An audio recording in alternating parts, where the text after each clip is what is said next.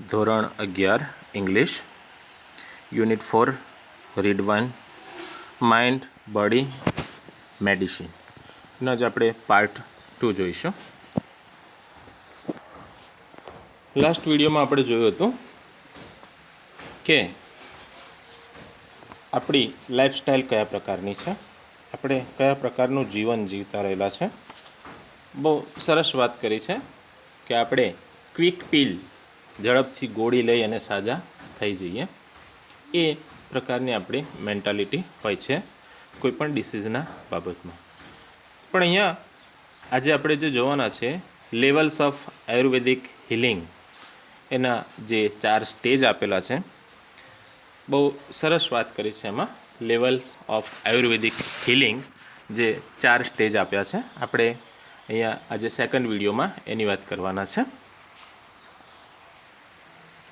Levels of Ayurvedic healing, આયુર્વેદિક ઉપચાર માટેના જે સ્તર જે છે એની વાત કરી છે. Ayurveda recognizes 4 primary levels of healing. આયુર્વેદમાં 4 લેવલ ઉપચાર માટે, હિલિંગ એટલે ઉપચાર માટેના 4 સ્તર બતાવ્યા છે. જનરલી આપણે ડૉક્ટર પાસે જઈએ ત્યારે સૌ પ્રથમ એ શું કરશે, આપણને ચેક કરે, પછી નિદાન કરે અને પછી ટ્રીટમેન્ટ. એલોપેથિક આયુર્વેદમાં આ રીતે 3 સ્ટેજ છે. સૌથી પહેલાં તપાસ કરે તમારી ડૉક્ટર, પછી એનું રોગનું નિદાન કરે, ડાયગ્નોસ કરે કે ભાઈ તમને મેલેરિયા છે, ટાઇફોઇડ છે, અને ત્યારબાદ લાસ્ટ એમાં તમને ટ્રીટમેન્ટ આપે. પણ અહીંયા આયુર્વેદમાં 4 સ્ટેજ છે. ધ ફર્સ્ટ છે ડિસીઝ ટ્રીટમેન્ટ. ડિસીઝની ટ્રીટમેન્ટ કરવામાં આવે આયુર્વેદમાં. સેકન્ડ સ્ટેજ ડિસીઝ પ્રિવેન્શન, ડિસીઝને પ્રિવેન્ટ કરવામાં આવે, રોકવામાં આવે. લાઈફ ઇન્હેન્સમેન્ટ, તમારા જીવનને વૃદ્ધિ થાય એ પ્રમાણેનો ટ્રીટમેન્ટ આપવામાં આવે. અને last one, fourth, awareness development, રોગ પ્રત્યેની તમારામાં જાગૃતિ લાવવાનો પ્રયત્ન કરે છે. તો આ લેવલ્સ ઓફ આયુર્વેદ હિલિંગ અહીં આપણે એની વાત કરી છે. ફોર મોસ્ટ ઓફ અસ, આપણામાંના મોટા ભાગના, medical treatment begins when we fall ill. જ્યારે આપણે બીમાર પડીએ છીએ ત્યારે આપણને ઉપચાર શરૂ કરવામાં આવે છે. It is a form of disease treatment, response to a condition that has already occurred. મેં તમને વાત કરી હતી ને કે એલોપેથીમાં 3 સ્ટેજ છે: ચેકિંગ, ડાયગ્નોસ અને પછી એનો ટ્રીટમેન્ટ. તો મેડિકલ ટ્રીટમેન્ટમાં શું થાય, જ્યારે તમે બીમાર પડો છો ત્યારે એની ટ્રીટમેન્ટ શરૂ થાય છે. આ એક પ્રકારની રોગની ટ્રીટમેન્ટ છે કે જે પરિસ્થિતિ તમારી સર્જાય છે એની સામેની ઉપચાર છે. It aims at fixing something already broken. આ ટ્રીટમેન્ટ એ શું છે, તમને જે થયું છે એને રોકવા માટેનું આ પ્રયત્ન છે. હાઉએવર, છતાંય, if medicine begins with the treatment of disease, છતાંય જો તમારા રોગની ટ્રીટમેન્ટ સાથે આ દવાની શરૂઆત થાય છે, ઇટ ઇઝ ફેલ્યોર, તો આ એક નિષ્ફળતા છે. Because the disease is already harming us, કારણ કે રોગ એ આપણને ઓલરેડી નુકસાન પહોંચાડી શક્યો. તાવ આપણને ઓલરેડી આવી ગયો હોય છે અને પછીથી એની ટ્રીટમેન્ટ, તાવથી જે આપણામાં અશક્તિને એ થવાનું હોય છે એ આપણને નુકસાન થઈ ચૂક્યું હોય છે અને પછી એની ટ્રીટમેન્ટ કરવામાં આવે છે. એટ ધીસ સ્ટેજ, આ તબક્કા પર, we are left with no option but using drugs and surgery. અને આ તબક્કા પર આપણને દવાઓ અથવા તો સર્જરી, કોઈ એ થયું હોય, મોટો રોગ હોય તો એમાં સર્જરી પણ કરવાની આવે છે. Which may have many side effects in the long run. અને આપણે દવાઓની સાઇડ ઇફેક્ટ જે છે એ લાંબા ગાળે જોવા મળતી હોય છે. લોંગ રન એટલે કે લાંબા ગાળે. ઇફેક્ટ એટલે અસર. A higher level of healing aims at preventing disease before they manifest. ઉચ્ચ કક્ષાની જે ઉપચાર જે છે એનો ધ્યેય શું હોય છે? પ્રિવેન્ટિંગ ડિસીઝ, રોગને રોકવાનું. પ્રિવેન્ટ એટલે રોકવાનું. Before they manifest. મેનિફેસ્ટ એટલે પ્રદર્શિત, દેખાવો. રોગ આપણા શરીરમાં દેખાય એ પહેલાં જ એને રોકવાનો ઉદ્દેશ્ય કોનો હોય છે? ઉચ્ચ કક્ષાની ઉપચાર પદ્ધતિનો. ટુ રીચ ધીસ સ્ટેજ, આ તબક્કા સુધી પહોંચવા માટે we ought to consider the fact of our lifestyle. આપણા જીવનશૈલીની જે છે એને આપણે વિચાર કરવો પડશે. એન્વાયરમેન્ટ, આપણું પર્યાવરણ. વર્ક એન્ડ સાયકોલોજીકલ કન્ડિશન, આપણે જે કામ અને આપણી જે માનસિક પરિસ્થિતિ છે એવા આપણા જીવનને સ્પર્શતી જે આંતરિક બાબતો છે એનું આપણે ધ્યાનમાં રાખવી પડશે. We must eliminate the wrong factors in our daily lives that make us helpless to disease. Eliminate એટલે દૂર કરવા. આપણે એ બાબતોને દૂર કરવી પડશે. રોંગ ફેક્ટર્સ, જે ખોટા પાસાઓ જે છે, ખોટી બાબતો જે છે તે ઇન અવર ડેલી લાઈવ્સ, આપણા રોજબરોજના જીવનમાં જે ખોટી આદતો જે છે એને આપણે શું કરવી પડે? દૂર કરવી પડશે. That make us helpless to disease, જે બાબતો શું કરે છે? આપણને રોગની સામે નિસહાય બનાવી દેશે. ટુ સમ એક્સટેન્ટ, કેટલાક અંશે, વી આર ઓલવેઝ સિક, આપણે બીમાર પડીએ છીએ. Because our life itself is unstable, કારણ કે આપણું જીવન એ કેવું છે? અસ્થાયી છે. અસ્થાયી જીવન મીન્સ, સ્થાયી જીવનમાં શું છે? એમાં રેગ્યુલર ઉઠવાનું હોય, રેગ્યુલર ટાઈમે જમવાનું હોય, રેગ્યુલર એક્સરસાઇઝ હોય, રેગ્યુલર સૂવાનું હોય, બરાબર, યોગ્ય પ્રકારનો પૌષ્ટિક આહાર લેવાનો હોય છે. પણ આપણે અનસ્ટેબલ લાઈફમાં શું છે? ગમે ત્યારે સૂવાનું, ગમે ત્યારે ઉઠવાનું, બરાબર, ગમે ત્યારે ખાવાનું, તો એ અનસ્ટેબલ લાઈફ કહેવાય. અને સ્ટેબલ લાઈફમાં નિયમિત રીતે બધી વસ્તુઓ લેવાની હોય તો એને સ્ટેબલ લાઈફ કહેવાય. તો આપણે શું કરવું પડે? તો આવું અનસ્ટેબલ લાઈફ આપણે જીવીએ એટલે આપણે શું કરીએ છીએ? બીમાર પડીએ છીએ. There are always some diseases attacking us, કેટલાક રોગો આપણને હુમલો કરતા હોય છે હંમેશના માટે. ફોર એક્ઝામ્પલ, શરદી છે, ખાંસી છે, તાવ છે. particularly in change of season or in the aging process. મેં કીધું ને કે સિઝન બદલાય, ઋતુ બદલાય ત્યારે કેટલાક રોગો આપણા પર હુમલો કરતા હોય છે. Or in the ageing process, અને ઉંમરની સાથે સાથે પણ કેટલાક રોગો આપણા પર અસર કરતા હોય છે. Health is a matter of conditional adjustment.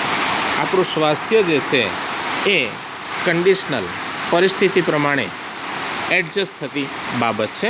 Like navigating a ship upon the sea, જે રીતે દરિયા પર ચાલતું જે વહાણ જે છે એને હંકારવા માટે આપણે જે રીતે એડજસ્ટ થવું પડે છે એ પ્રમાણે આપણા સ્વાસ્થ્યની બાબતમાં પણ આપણે એડજસ્ટમેન્ટ રાખવું પડે છે.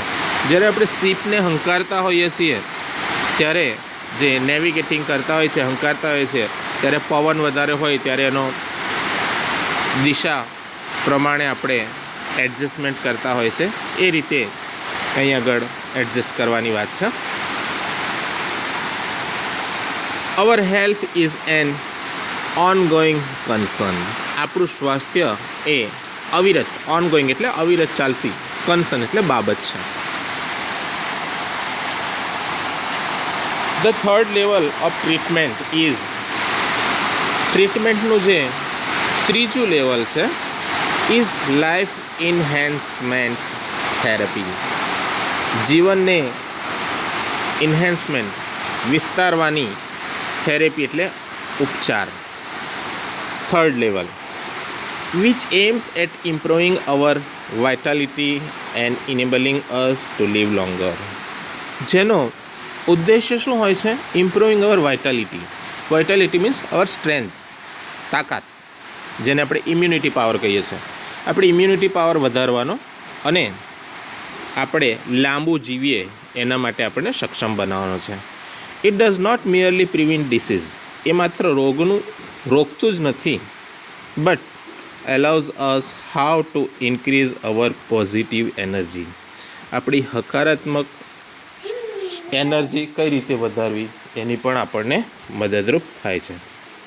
હાઉએવર, જો કે Ayurveda aims at increasing health, avoiding disease and helping us live longer. આયુર્વેદનો ધ્યેય શું છે? ક્રિએટિંગ હેલ્થ, આપણું સારું સ્વાસ્થ્ય બનાવવું, એવોઇડિંગ ડિસીઝ, રોગોથી દૂર રાખવા, and helping us live longer, અને આપણે લાંબુ જીવવા માટે મદદરૂપ થવા માટેનો આયુર્વેદનો ધ્યેય રહેલો છે. હવે અહીંયા આગળ આપણે લાસ્ટ એન્ડ ફોર્થ જોવાના છે. Fourth level of Ayurveda healing is awareness development, રોગ માટેની જાગૃતિનો વિકાસ. આપણામાં રોગ માટેની જાગૃતિ, આપણે આ કરીએ તો આ થાય, બરાબર? તો એ અવેરનેસ એ ચોથું સ્ટેપ છે. This requires a spiritual approach to life. Approach એટલે અભિગમ, સ્પિરિચ્યુઅલ એટલે આધ્યાત્મિક, જીવન પ્રત્યેનો આધ્યાત્મિક આપણને અભિગમની જરૂર પડે છે. કયામાં? ફોર્થ લેવલમાં આધ્યાત્મિક અભિગમની જરૂર. એટલે કઈ રીતે? દાખલા તરીકે લોભ નહીં કરવો. વ્યક્તિ જ્યારે લોભ કરે ત્યારે શું કરે? વધારે મહેનત કરે, 8ની જગ્યાએ 10 કલાક, 12 કલાક, 15 કલાક કામ કરે. પરિણામે શું થાય?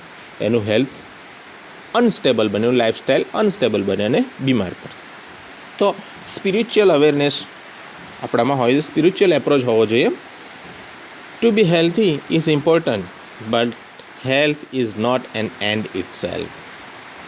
સ્વસ્થ રહેવું એ મહત્ત્વનું છે, પણ માત્ર સ્વાસ્થ્ય જ એ પૂરતું નથી. It is not enough merely to prolong our lives. આપણા જીવનને આગળ ધપાવવા માટે માત્ર હેલ્થ એટલું જરૂરી નથી. એન્ડ હેવ બેટર એનર્જી, અને સારી તાકાત. Two do the things we want, આપણે જે ધારીએ તે કરી શકીએ એના માટે તાકાત અને સ્વાસ્થ્ય હોવું એટલું જરૂરી નથી. We ought to consider what we are using our energy for and why. આપણે એ પણ વિચારવું જોઈએ કે આપણી એનર્જી આપણે શેના માટે ઉપયોગ કરીએ છીએ અને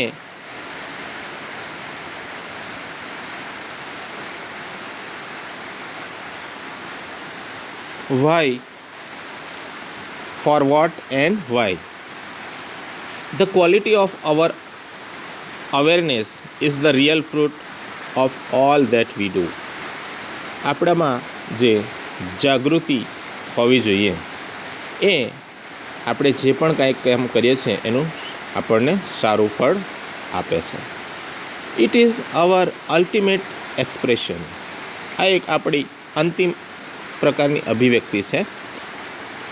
the essence of who we really are. Who we really are. આપણે ખરેખર શું છે એના માટેનો એક સત્વ આ જે સ્પિરિચ્યુઅલ એપ્રોચ છે એ આપણને પૂરો પાડે છે. હું કોણ છું, મારે શું કરવાનું છે, બરાબર? માત્ર આખી જિંદગી પૈસા જ કમાઈને ભેગા નથી કરવાના, પણ બીજા ઘણા કામ. આપણે 4 વર્ણ વ્યવસ્થા, આપણે 4 જીવનના 4 તબક્કાઓ, બાલ્યાવસ્થા, યુવાવસ્થા, વૃદ્ધાવસ્થા, આવી રીતે 4 બ્રહ્માશ્રમ, પછી ગૃહાશ્રમ, સંન્યાશ્રમ અને વૃદ્ધ, આ રીતે 4 આશ્રમોનું જે ડિવાઈડ કરેલું છે. તો એ અવેરનેસ માટે. તો એના લઈને આપણને ખબર પડે કે what we really are, who we really are, આપણે ખરેખર કોણ છીએ. Our awareness is the only thing we can take with us until we die. આ જે અવેરનેસ છે, આપણી જે જાગૃતિ જે છે એ જ કે જે આપણી મરતા સુધી આપણી સાથે રહે છે.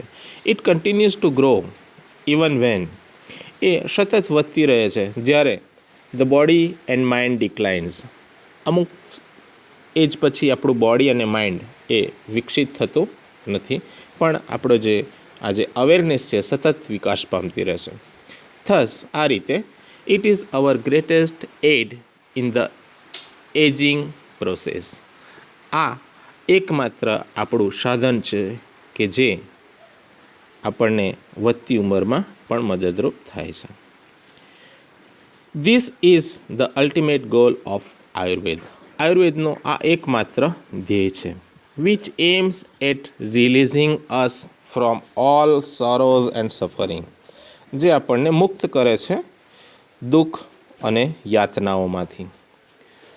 True awareness is the ultimate cure for all psychological disorder. સાચું જે જાગૃતિ જે છે આ બાબતની એ ultimate cure for all psychological disorder. જે માનસિક અસ્વસ્થતાઓ જે છે, માનસિક ઘર્ષણ જે છે આપણા મગજમાં, એના માટેનો એક છેવટનો એક ઉપચાર જે છે કે જે awareness, spiritual approach to life. But to understand it, પણ આને સમજવા માટે we must first look into the mind and its function. આ માટે આપણા મન અને એના જે કામો જે છે એના પર આપણે ફોકસ કરવું પડશે, એટલે સમજવું પડશે. We had better start from where we are. આપણે જ્યાં છીએ આજથી જ આની શરૂઆત કરવી જોઈએ. In this direction our journey proceeds. અને આ જ દિશામાં આપણી જે મુસાફરી જે છે એ આગળ ચલાવવી જોઈએ. તો માઇન્ડ, બોડી એન્ડ મેડિસિન એની બહુ સરસ વાત આપણને અહીં આગળ કરી છે. તો સરસ મજાનો આ પાઠ છે. તમને પેજ નંબર 40 પર ક્વેશ્ચન્સ આપેલા છે. તો એ ક્વેશ્ચન્સ તમારે હોમવર્કમાં લખવાના છે.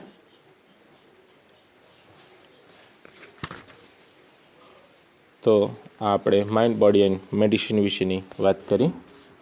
બરાબર ધ્યાનથી પાઠ વાંચજો. બહુ સરસ પાઠ છે. અને ન સમજ પડે તો તમે પૂછી શકો છો. ક્વેશ્ચન આન્સર્સ તમારે નોટમાં લખવાના છે.